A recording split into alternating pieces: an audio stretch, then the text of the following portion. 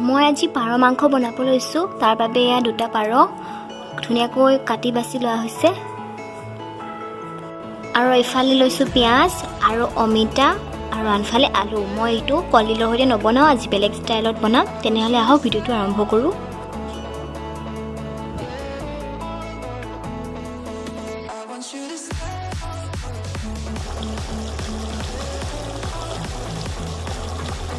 বনাবৰ বাবে মই এতিয়া তেল গৰম কৰিলোঁ, তাতে দিছোঁ জিৰা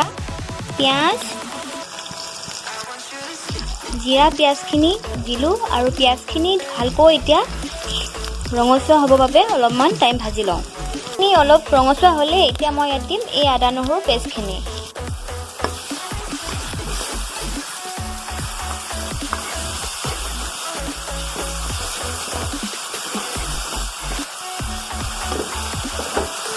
অলপমান হালধি গুড়ি দিলোঁ আৰু এতিয়া অলপমান ৰঙা জলকীয়া গুড়ি দিছোঁ আৰু পাছত ইয়াত দিব লাগিব এইটো জালুক দিব লাগিব, কাৰণ জালুক নহ'লে পাৰ মাংস খাই ভাল নালাগে, সেই জালুকক দিবই লাগিব। অলপমান জিৰা গুড়ি দি দিছোঁ আৰু এইখিনি ভালদৰে লৰাই দিম। এতিয়া ইয়াতে অলপমান স্লাইটলি পানী দিব লাগিব।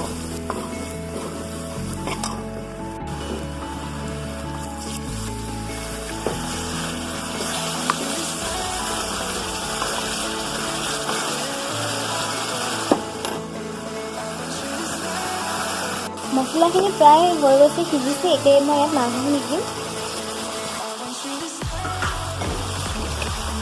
তাৰ লগতে দিছোঁ নিমখ আৰু গোটেইখিনি ভালদৰে এতিয়া লৰাই দিম।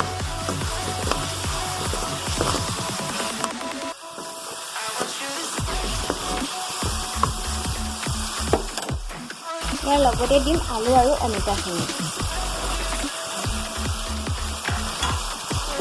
আৰু পুনৰ মই আকৌ এনেকৈ লৰাই দিম।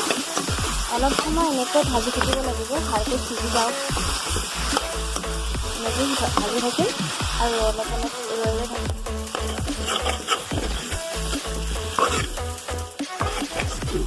মাংসখিনি হৈ গৈছে ভাজা, ধুনীয়াকৈ সিজিছে। এতিয়া ইয়াত অলপমান পানী দি দিম।